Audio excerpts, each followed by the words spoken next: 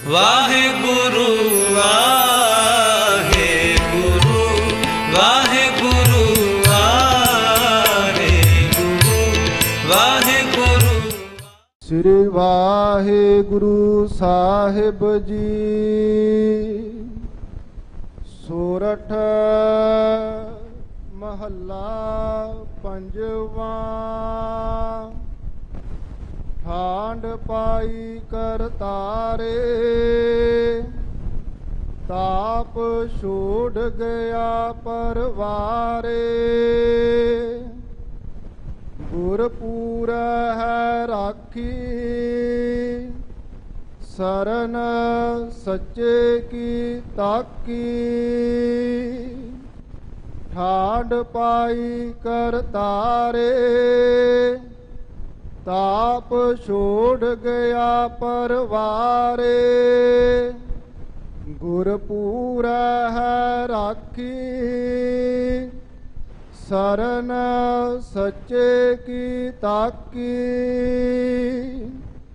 ਪਰਮੇਸ਼ਰ ਆਪ ਹੋਆ ਰਖਵਾਲਾ,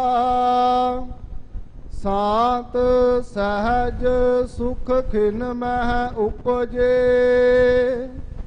ਮਨ ਹੋਆ ਸਦਾ ਸੁਖਾਲਾ, ਰਹਾਓ ਹਰ ਹਰ ਨਾਮ ਦਿਓ ਦਾਰੂ। ਤਿਨ ਸਗਲਾ ਰੋਗ ਬਿਦਾਰੂ, ਆਪਣੀ ਕਿਰਪਾ ਧਾਰੀ। ਤਿਨ ਸਗਲੀ ਬਾਤ ਸਵਾਰੀ, ਪ੍ਰਭ ਆਪਣਾ ਬਿਰਦ ਸਮਾਰਿਆ। ਹਮਰਾ ਗੁਣ ਅਵਗੁਣ ਨਾ ਵਿਚਾਰਿਆ।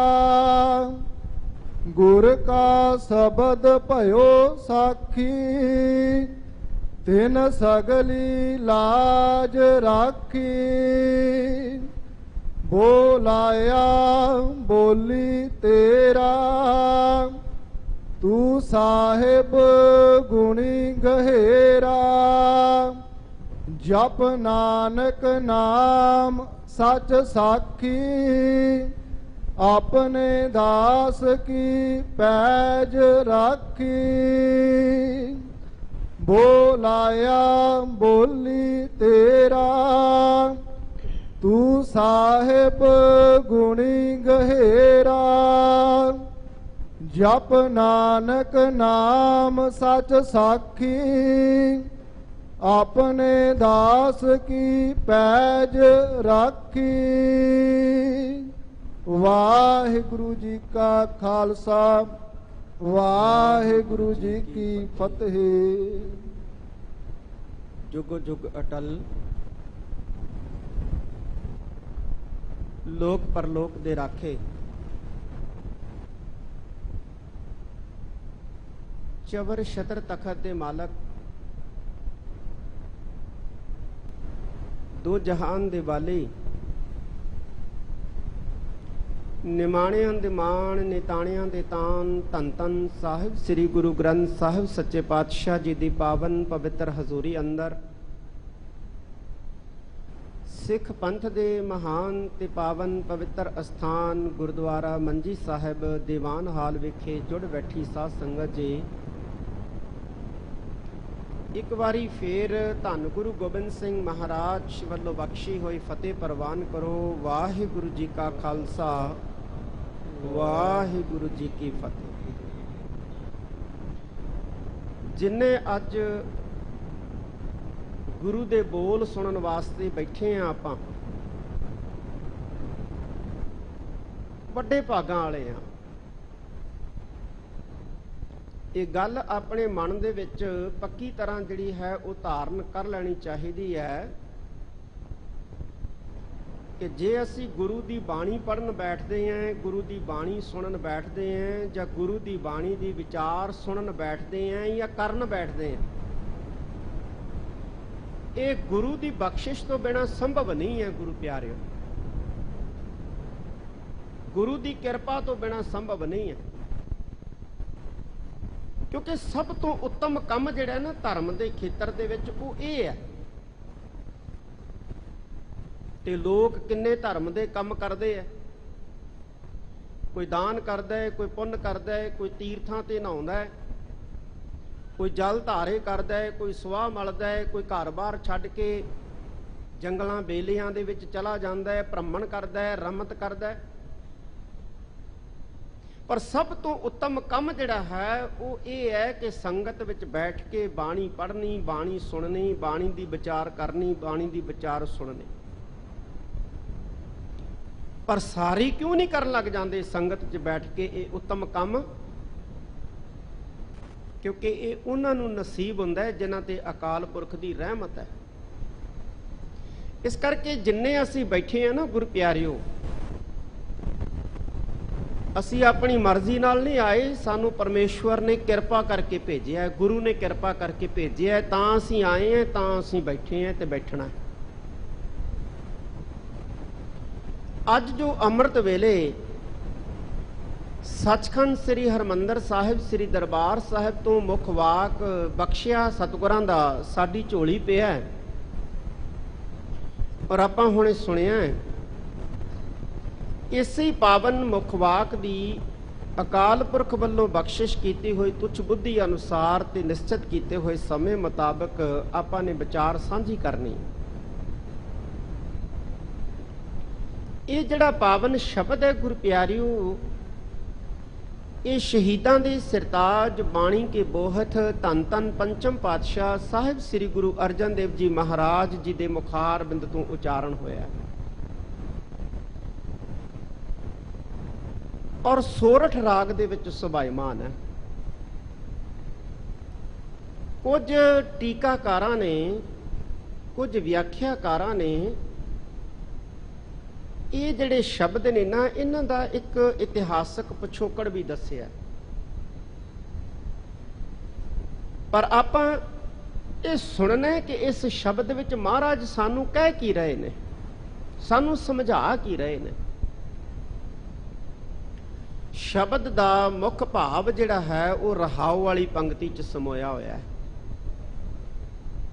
सब तो पहला रहाओ वाली पंक्ति नूं गुरु प्यारिओ सुणीए कि पातशाह इस शब्द दे विच खास गल की कह रहे हैं, क्योंकि रहाओ दी पंक्ति च भाव हुंदा है शब्द दा, जिन्हों आपां केंद्री भाव कह दिंदे या सेंट्रल आइडिया कह दिंदे। तां महाराज मुख गल की कह रहे हैं अज दे इस शब्द दे विच? कहंदे परमेश्वर आप होआ रखवाला। परमेश्वर संस्कृत का एक शब्द है गुरु प्यारिओ, ईश। ईश, ईश का मतलब होता है मालक। ईश तो ही शब्द बनया ईश्वर, ईश तो ही शब्द बनया ईश्वर, जिन्हों असी ईसर कह दिंदे। ईश तो ही जगदीश असी शब्द पढ़ते हैं। ते परमेश्वर का मतलब की है? परम ईश्वर का मतलब होंदा है गुरु प्यारिओ परम ईश्वर। परम का मतलब होंदा है वड्डा। जेड़े भी विशेषण दे अगे परम शब्द लग जे ना गुरु प्यारिओ, उस विशेषण की महत्ता जिहड़ी है वो बहुत वड्डी कर दिंदा। जिवें आपां कहने वीर, ते जे वीर दे अगे परम शब्द ला दिए, परम वीर, वड्डा वीर, किड्डा वड्डा वीर, ये दसिया नहीं जा सकता। खास तौर पे परमेश्वर बारे बहुत सारे शब्द है। परम वीर, उवें गुरु प्यारिओ परम ईसर। परम, परम का मतलब है वड्डा, ते ईसर का मतलब होता है मालक, वड्डा मालक। परमेश्वर का मतलब है वड्डा मालक। किड्डा वड्डा मालक? कोई दस सकता है किड्डा वड्डा मालक है वो? जपजी साहब दे विच गुरु नानक साहब महाराज कहते ओ दसू जिहड़ा ओहदे जिड्डा वड्डा होऊगा।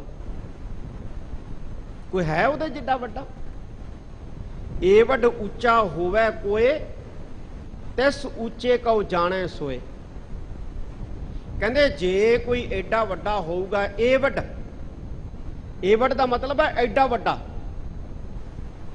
एवड ऊंचा होवे कोए तिस ऊंचे कौ जाने सोए। कहंदे जे कोई ओहदे जिड्डा वड्डा होऊगा तां ओह दसूगा भी भाई परमात्मा इन्ना वड्डा है। हुण ओहदे जिड्डा वड्डा तां है ही कोई नहीं जगत विच, फिर कौन दसूगा वो किड्डा वड्डा है? कोई नहीं दस सकता गुरु प्यारियो, कोई नहीं बयान कर सकता, कोई बयान ही नहीं कर सकता। समुंदर दे विच किन्ने लख क्यूसक पानी है, किन्ने करोड़ क्यूसक पानी है, किन्ने अरब क्यूसक पानी है, किवें कोई दसूगा? धरती दा वजन गुरु प्यारियो कोई दस सकदा? धरती दा किन्ना वजन है? कोई तोल सकदा धरती नूं? पहली गल तां धरती नूं तोलण वास्ते कोई कंडा ही नहीं बनना, तकड़ियों नहीं बननी। ते जे धरती नूं तोलण वास्ते किसी ने तकड़ी बना ली ते वो तकड़ी रखू किथे? ते जे वाहिगुरू दी पैदा कीती धरती दा कोई तोल नहीं दस सकदा ते वाहिगुरू किड्डा वड्डा है गुरु प्यारियो, कौन दस सकदा? कोई दस सकदा है कि वाहिगुरू किड्डा वड्डा है? जे धरती दा कोई तोल नहीं दस सकदा ते वाहिगुरू ने पता नहीं किन्नियां करोड़ां अरबां खरबां धरतियां पैदा कीतियां, अरबां खरबां धरतियां पैदा कीतियां। जे ओदी पैदा कीती एक धरती दा कोई तोल नहीं दस सकदा ते जेड़े परमेश्वर ने अरबां खरबां धरतियां पैदा कीतियां उस वाहिगुरू दा तोल भला किहने दसना है गुरु प्यारियो? कोई दस सकदा है? नहीं दस सकदा। फिर की कवांगे? फिर इक्को ही शब्द कवांगे, परमेश्वर वड्डा मालक, वड्डा मालक, बस। धन गुरु अर्जन देव जी महाराज कहंदे परमेश्वर आप होआ रखवाला। वाहिगुरू आप रखवाला हो गया। किहदा हो गया गुरु प्यारियो? वाहिगुरू आप रखवाला किहदा हुंदा है? ये तां गुरु प्यारियो दसदे ने सारे शब्द च, पर इत्थे पातशाह कहंदे वाहिगुरू आप जिहदा रखवाला बन गया, जिहदी राखी करन वाला अकाल पुरख बन गया, फिर उहनूं की मिलदा है? ये धन गुरु अर्जन देव जी महाराज रहाऊ दी पंक्ति च दस रहे। ये गल पक्की है गुरु प्यारियो, वाहिगुरू जिहड़ा है वो राखी करन वाला बनदा है, पर जे कोई वाहिगुरू ते भरोसा रख के ओहदे अगे अरदास करे, ओहदे अगे अरदास करे ते वाहिगुरू जिहड़ा है वो राखी करन वाला बनदा है। 18वीं सदी दे विच एक वारी लाहौर दे कोल एक पिंड सी, उस पिंड दे विच एक कच्ची गढ़ी बनी सी ते कुछ सिख जिहड़े आ उस कच्ची गढ़ी दे विच चले गए रात कट्टण वास्ते। साउण भादों दे दिन सी। ਉਹ ਜਿਹੜੇ ਸਿੱਖ ਕੱਚੀ ਗੜੀ ਦੇ ਵਿੱਚ ਚਲੇ ਗਏ ਨਾ ਰਾਤ ਕੱਟਣ ਵਾਸਤੇ, ਉਹਨਾਂ ਸਿੱਖਾਂ ਦੇ ਨਾਲ ਉਹਨਾਂ ਦੇ ਪਰਿਵਾਰ ਸੀ ਤੇ ਪਰਿਵਾਰਾਂ ਦੇ ਵਿੱਚ ਬੱਚੇ ਵੀ ਸੀ, ਪਰਿਵਾਰਾਂ ਦੇ ਵਿੱਚ ਇਸਤਰੀਆਂ ਵੀ ਸੀ, ਪਰਿਵਾਰਾਂ ਦੇ ਵਿੱਚ ਬਜ਼ੁਰਗ ਵੀ ਹੁੰਦੇ। ਉੱਥੇ ਕਿਤੇ ਲਾਹੌਰ ਜਾ ਕੇ ਕਿਸੇ ਦੁਸ਼ਟ ਨੇ ਚੁਗਲੀ ਕਰਤੀ ਵੀ ਪਿੰਡ ਦੇ ਵਿੱਚ ਕੱਚੀ ਜਿਹੜੀ ਗੜੀ ਹੈ ਨਾ ਉੱਥੇ ਕੁਝ ਸਿੱਖ ਰੁਕੇ ਆ ਆਪਣੇ ਪਰਿਵਾਰਾਂ ਦੇ ਨਾਲ। ਲਾਹੌਰ ਤੋਂ ਵੱਡੀ ਗਿਣਤੀ ਦੇ ਵਿੱਚ ਫੌਜ ਜਿਹੜੀ ਸੀ ਉਹਨੇ ਆ ਕੇ ਉਸ ਕੱਚੀ ਹਵੇਲੀ ਸੀ, ਕਹਿ ਲੋ ਕੱਚੀ ਗੜੀ ਸੀ, ਉਹਨੂੰ ਘੇਰਾ ਪਾ ਲਿਆ। ਘੇਰਾ ਪਾ ਲਿਆ ਤੇ ਘੇਰਾ ਪਾ ਕੇ ਤੇ ਲੜਾਈ ਸ਼ੁਰੂ ਕਰਤੀ। ਉਧਰੋਂ ਸਿੰਘਾਂ ਦੇ ਕੋਲ ਜਿੰਨੀਆਂ ਗੋਲੀਆਂ ਸੀ ਉਹ ਵੀ ਮੁੱਕ ਗਈਆਂ, ਜਿੰਨੇ ਤੀਰ ਸੀ ਉਹ ਵੀ ਮੁੱਕ ਗਏ। ਤੁਰਕ ਜਿਹੜੇ ਬਾਹਰ ਬੈਠੇ ਸੀ ਨਾ ਉਹਨਾਂ ਨੇ ਅੰਦਾਜ਼ਾ ਲਾ ਲਿਆ ਵੀ ਇਹਨਾਂ ਕੋਲੇ ਹੁਣ ਗੋਲੀਆਂ ਤੀਰ ਮੁੱਕ ਗਏ ਆ, ਜੇ ਅਸੀਂ ਅੰਦਰ ਜਾਵਾਂਗੇ ਇਹਨਾਂ ਨੇ ਹੱਥੋਂ ਹੱਥ ਦੀ ਲੜਾਈ ਹੋ ਜਾਣਾ ਹੈ।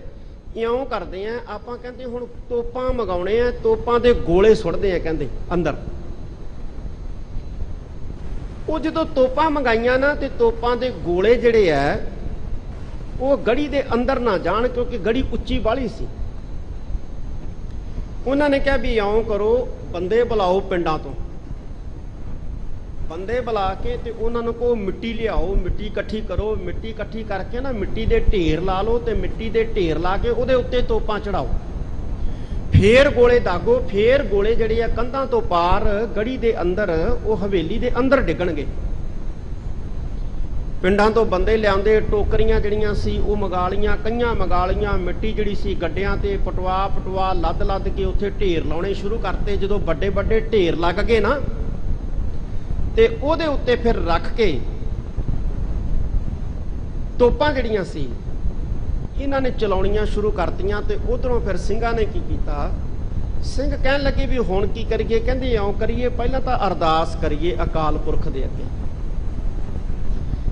ਕਹਿੰਦੇ ਸ਼ਾਮ ਦਾ ਵੇਲਾ ਹੋ ਗਿਆ। ਸਿੰਘਾਂ ਨੇ ਉਸੇ ਵੇਲੇ ਆਪਦੇ ਬੱਚਿਆਂ ਨੂੰ ਨਾਲ ਲੈ ਕੇ ਆਪ ਸਾਰੇ ਇਕੱਠਿਆਂ ਹੋ ਕੇ ਨਾ ਤੇ ਫਿਰ ਅਰਦਾਸ ਕੀਤੀ ਅਕਾਲ ਪੁਰਖ ਦੇ ਅੱਗੇ ਹੱਥ ਜੋੜ ਕੇ। ਕਹਿਣ ਲੱਗੇ ਹੇ ਅਕਾਲ ਪੁਰਖ ਵਾਹਿਗੁਰੂ, ਸਾਨੂੰ ਹੋਰ ਤਾਂ ਕੁਛ ਨਹੀਂ, ਜੇ ਅਸੀਂ ਇਸ ਗੜੀ ਦੇ ਵਿੱਚ ਤੋਪਾਂ ਦੇ ਗੋਲਿਆਂ ਦੇ ਨਾਲ ਮਾਰੇ ਗਏ ਨਾ ਤੇ ਆਸੇ ਪਾਸੇ ਦੇ ਪਿੰਡਾਂ ਦੇ ਲੋਕਾਂ ਨੇ ਚਾਂਬਲ ਜਾਣਾ ਹੈ ਤੇ ਗੱਲਾਂ ਕਰਨੀਆਂ ਵੀ ਸਿੱਖ ਮਾਰਤੇ, ਸਿੱਖ ਮਾਰਤੇ। ਕਿਹਦੇ ਸਿੱਖ ਮਾਰਤੇ? ਗੁਰੂ ਦੇ ਸਿੱਖ ਮਾਰਤੇ। ਬਸ ਆਹ ਗੱਲ ਨਹੀਂ ਜਰੀ ਜਾਣੀ ਵੀ ਗੁਰੂ ਦੇ ਸਿੱਖ ਮਾਰਤੇ।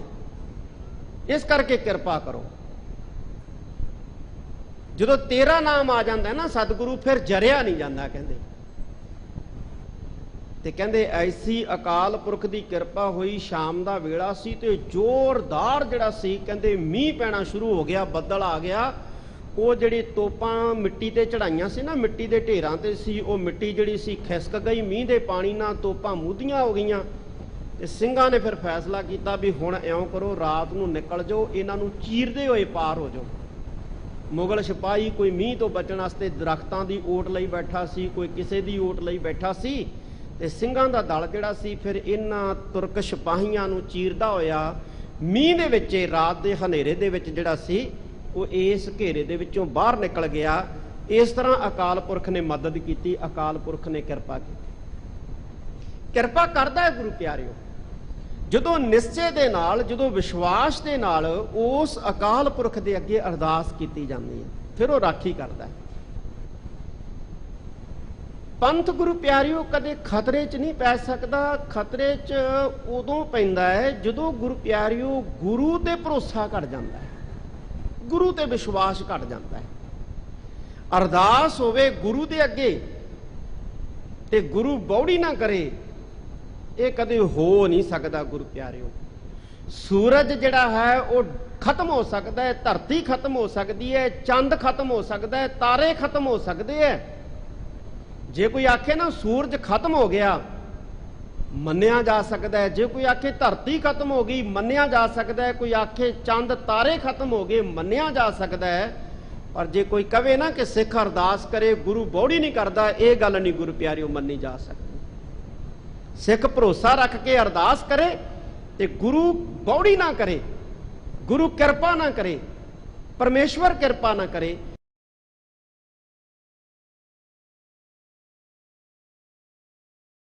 ਅਕਾਲ ਪੁਰਖ ਦੇ ਉੱਤੇ ਸਿੱਖਾਂ ਦਾ ਹੋਣਾ ਚਾਹੀਦਾ।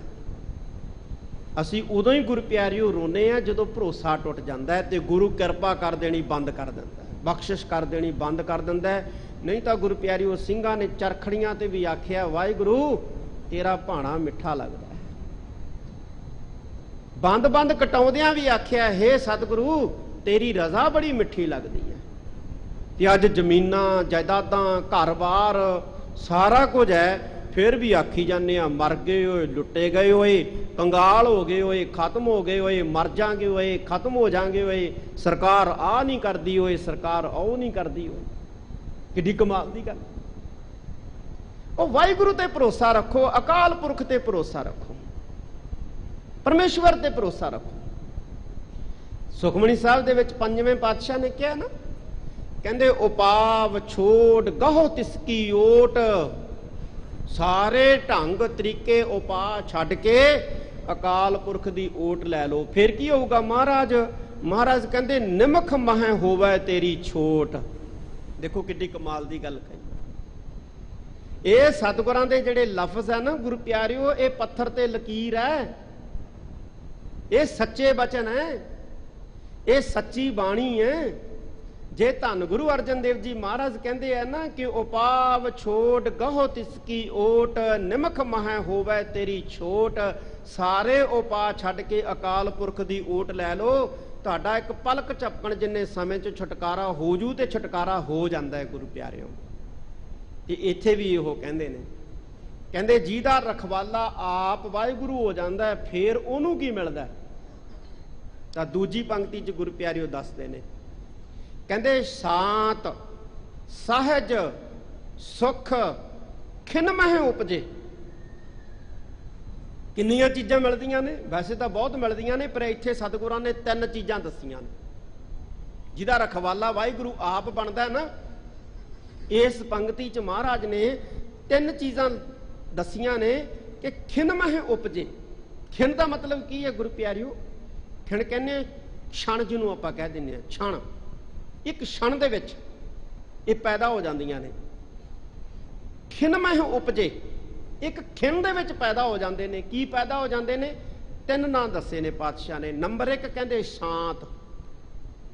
ਸ਼ਾਂਤ ਦੇ ਗੁਰੂ ਪਿਆਰਿਓ ਤੱਤੇ ਨੂੰ ਸਿਹਾਰੀ ਲੱਗੀ ਹੈ। ਇਹਦਾ ਅਰਥ ਹੈ ਸ਼ਾਂਤੀ। ਜਦੋਂ ਅਸੀਂ ਸੰਸਕ੍ਰਿਤ ਜਾਂ ਹਿੰਦੀ ਦੇ ਵਿੱਚ ਗੁਰੂ ਪਿਆਰਿਓ ਸ਼ਾਂਤੀ ਸ਼ਬਦ ਲਿਖਾਂਗੇ ਜਾਂ ਪੜਾਂਗੇ ਜਾਂ ਦੇਖਾਂਗੇ ਨਾ, ਉੱਥੇ ਤੌ ਨੂੰ ਸਿਹਾਰੀ ਲੱਗੀ ਹੋਊਗੀ।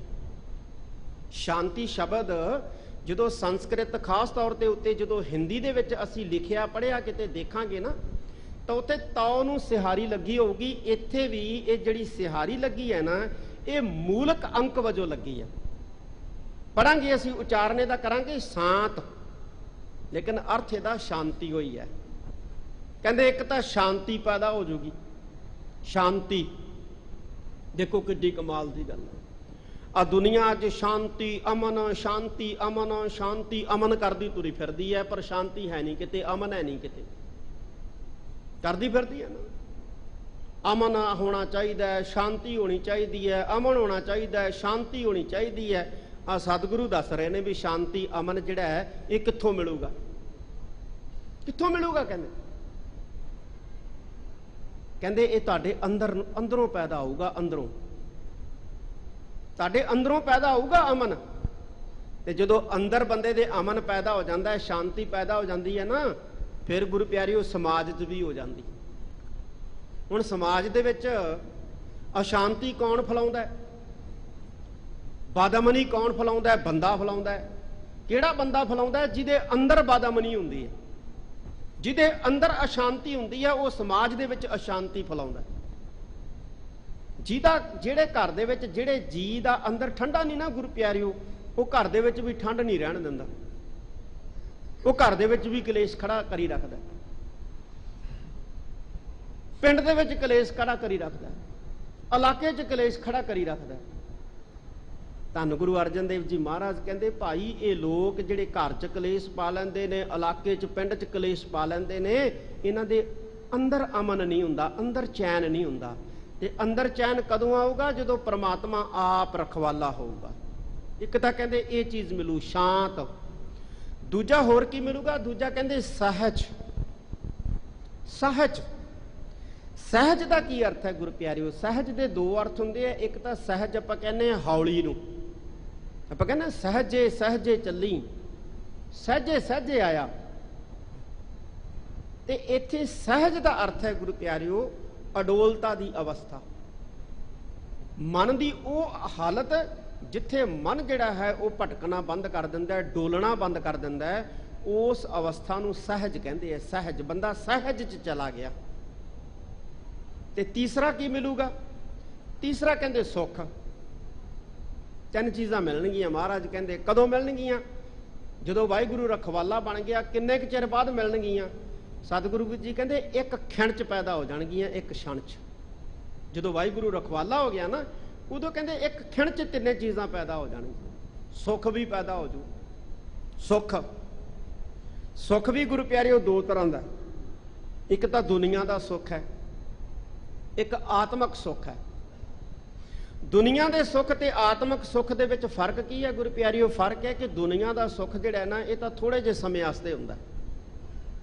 ਪਿਆਸ ਲੱਗੀ, ਦੁੱਖ ਹੈ, ਪਾਣੀ ਮਿਲ ਗਿਆ, ਪੀ ਲਿਆ, ਪਿਆਸ ਬੁੱਝ ਗਈ, ਕਹਿੰਦੇ ਬਈ ਆਨੰਦ ਆ ਗਿਆ, ਠੰਡਾ ਪਾਣੀ ਮਿਲ ਗਿਆ। ਕਿਤੇ ਭੁੱਖ ਲੱਗੀ, ਕਿਤੋਂ ਰੋਟੀ ਮਿਲ ਗਈ, ਭੋਜਨ ਮਿਲ ਗਿਆ ਵਧੀਆ, ਖਾ ਕੇ ਆਖਿਆ ਬਈ ਆਨੰਦ ਆ ਗਿਆ। ਗਰਮੀ ਲੱਗੀ, ਕਿਤੇ ਠੰਡੀ ਹਵਾ ਦਾ ਬੁੱਲਾ ਆਇਆ, ਸਰੀਰ ਨੂੰ ਛੋਇਆ, ਬਈ ਆਨੰਦ ਆ ਗਿਆ। ਇਹ ਦੁਨੀਆ ਦੇ ਸੁੱਖ ਥੋੜ੍ਹੇ ਚਿਰੇ ਸੁੱਖ ਹੈ। ਇੱਕ ਹੈ ਪਰਮ ਸੁੱਖ, ਆਤਮਿਕ ਸੁੱਖ। ਇੱਥੇ ਬਾਣੀ ਦੇ ਵਿੱਚ ਜ਼ਿਆਦਾਤਰ ਗੁਰੂ ਪਿਆਰਿਓ ਆਤਮਿਕ ਸੁੱਖਾਂ ਦੀ ਗੱਲ ਆਈ ਹੈ। ਇੱਥੇ ਵੀ ਧੰਨ ਗੁਰੂ ਅਰਜਨ ਦੇਵ ਜੀ ਮਹਾਰਾਜ ਕਹਿੰਦੇ ਨੇ, ਕਹਿੰਦੇ ਪਰਮੇਸ਼ਵਰ ਆਪ ਹੋਆ ਰਖਵਾਲਾ, ਸ਼ਾਂਤ ਸਹਿਜ ਸੁਖ ਖਿਨ ਮਹਿ ਉਪਜੇ, ਮਨ ਹੋਆ ਸਦਾ ਸੁਖਾਲਾ। ਫਿਰ ਜਦੋਂ ਕਹਿੰਦੇ ਇੱਕ ਖਿਨ ਦੇ ਵਿੱਚ ਇਹ ਤਿੰਨੇ ਚੀਜ਼ਾਂ ਪੈਦਾ ਹੋ ਜਾਂਦੀਆਂ ਨੇ ਅੰਦਰ, ਫਿਰ ਕਹਿੰਦੇ ਮਨ ਹੋਆ ਸਦਾ ਸੁਖਾਲਾ। ਫਿਰ ਮਨ ਕਹਿੰਦੇ ਸਦਾ ਹੀ ਸੌਖਾ ਹੋ ਜਾਂਦਾ ਹੈ, ਸਦਾ ਹੀ ਸੁਖਾਲਾ ਹੋ ਜਾਂਦਾ ਹੈ। ਇਹ ਸਤਿਗੁਰਾਂ ਨੇ ਰਹਾਉ ਦੀ ਪੰਕਤੀ 'ਚ ਗੁਰੂ ਪਿਆਰਿਓ ਸਮਝਾਇਆ। ਹੁਣ ਸਮੁੱਚੇ ਸ਼ਬਦ 'ਚ ਕੀ ਸਮਝਾਉਂਦੇ ਹੈ, ਆਓ ਗੁਰੂ ਪਿਆਰਿਓ ਪਿਆਰ ਤੇ ਸਤਿਕਾਰ ਦੇ ਨਾਲ ਸਰਵਣ ਕਰੀਏ। ਜਿੰਨੇ ਕੁ ਵੱਡੇ ਭਾਗਾਂ ਸਦਕਾ ਅੱਜ ਆਪਾਂ ਗੁਰੂ ਕੀ ਗੋਦ 'ਚ ਜੁੜੇ ਬੈਠੇ ਹਾਂ, ਆਓ ਮਨੋਬਿਰਤੀਆਂ ਇਕਾਗਰ ਕਰ ਲਈਏ। ਗੁਰੂ ਕੇ ਸ਼ਬਦ 'ਚ ਧਿਆਨ ਜੋੜਦਿਆਂ ਸਾਰੀ ਸੰਗਤ ਗੱਜ ਕੇ ਆਖੋ ਸਤਨਾਮ ਸ੍ਰੀ ਵਾਹਿਗੁਰੂ ਜੀ। ਸਤਨਾਮ ਸ੍ਰੀ ਵਾਹਿਗੁਰੂ ਸਾਹਿਬ ਜੀ।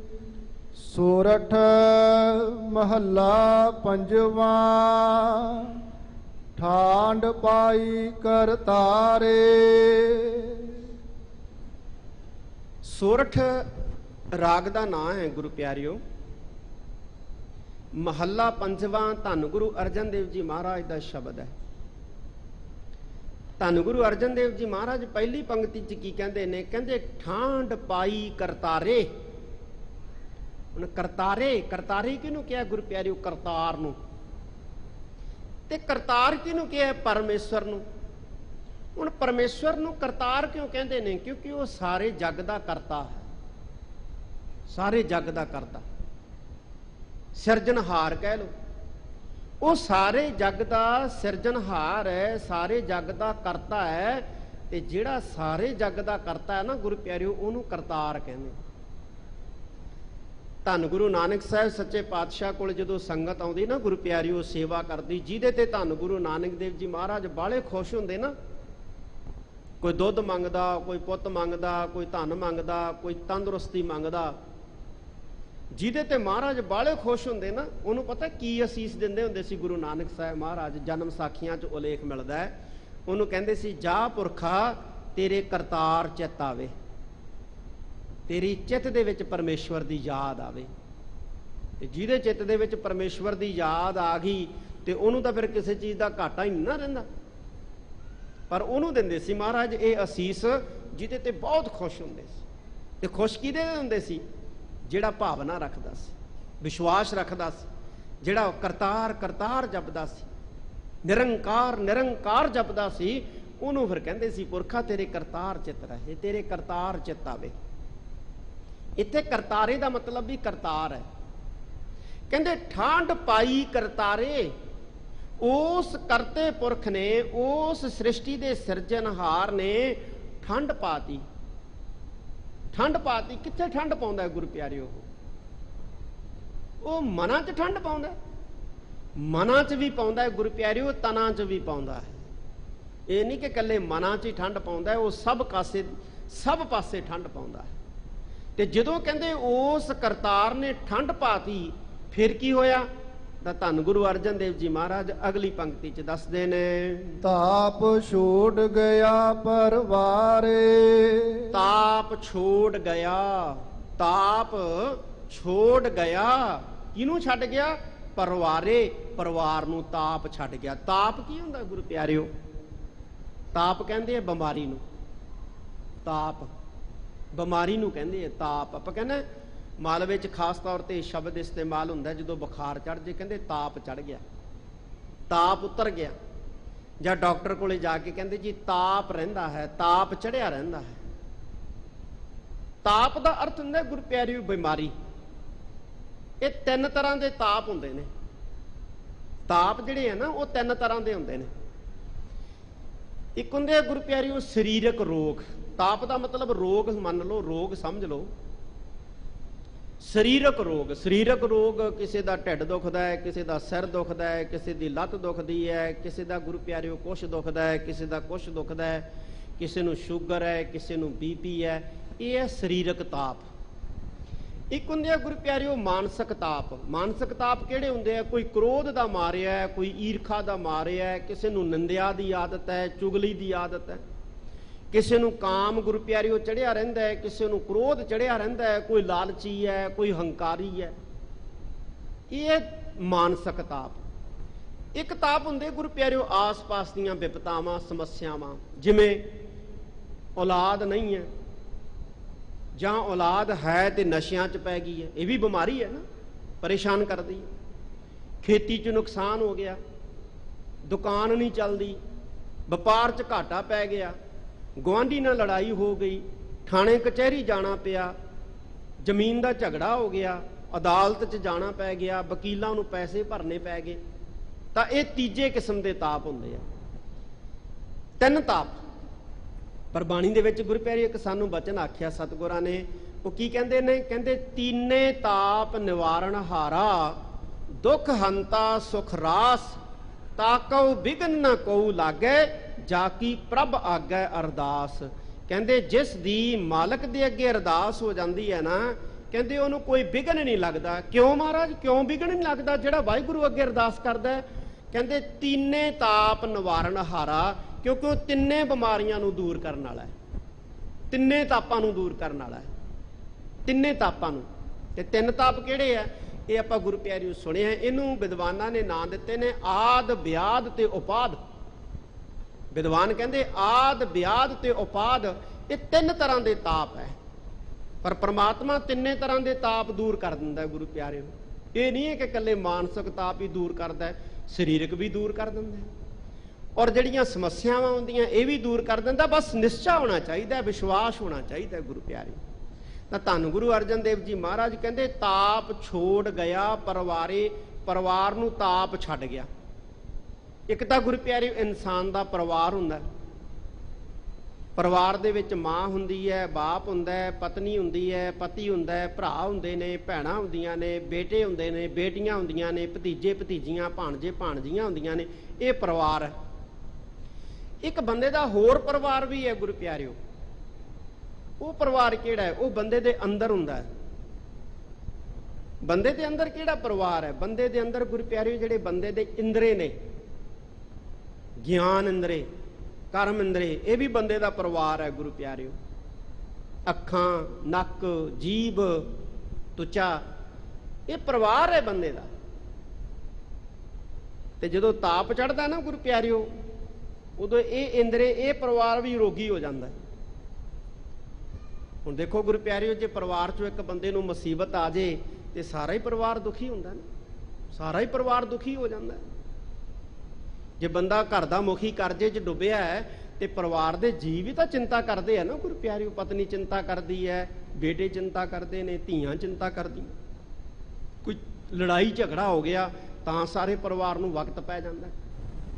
ਤਾਂ ਉਵੇਂ ਗੁਰੂ ਪਿਆਰਿਓ ਜਦੋਂ ਬੰਦੇ ਦੇ ਅੰਦਰ ਬਿਮਾਰੀ ਆਉਂਦੀ ਹੈ ਨਾ, ਚਾਹੇ ਕਾਮ ਆ ਜੇ, ਕ੍ਰੋਧ ਆ ਜੇ, ਲੋਭ ਆ ਜੇ, ਮੋਹ ਆ ਜੇ, ਹੰਕਾਰ ਆ ਜੇ, ਉਦੋਂ ਇਹ ਇੰਦਰੇ ਵੀ ਬਿਮਾਰ ਹੋ ਜਾਂਦੇ ਆ, ਇੰਦਰੇ ਵੀ ਗੁਰੂ ਪਿਆਰਿਓ ਔਖੇ ਹੋ ਜਾਂਦੇ ਆ।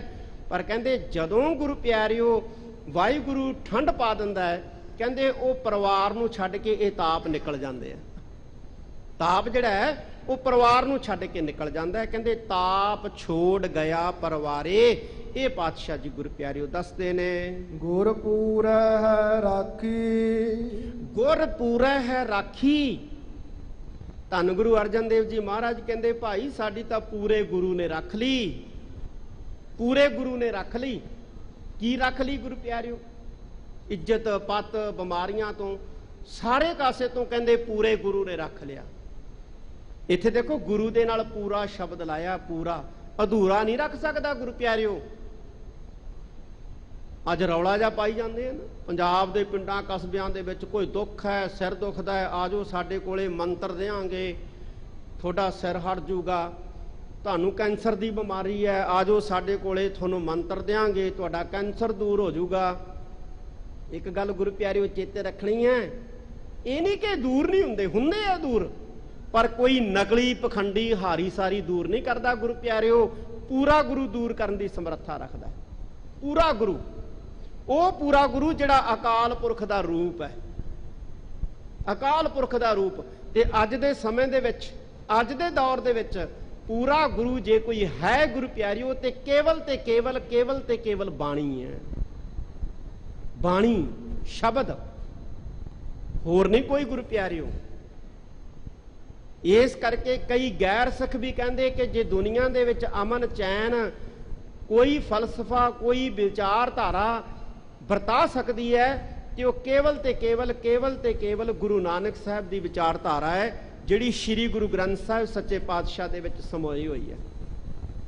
ਹੋਰ ਨਹੀਂ ਕਿਤੋਂ ਗੁਰੂ ਪਿਆਰਿਓ ਦੂਰ ਹੋ ਸਕਦੇ। ਐਵੇਂ ਭੁਲੇਖਾ ਹੈ, ਤੁਰੇ ਫਿਰਦੇ ਭੁਲੇਖਾ ਹੈ ਗੁਰੂ ਪਿਆਰਿਓ।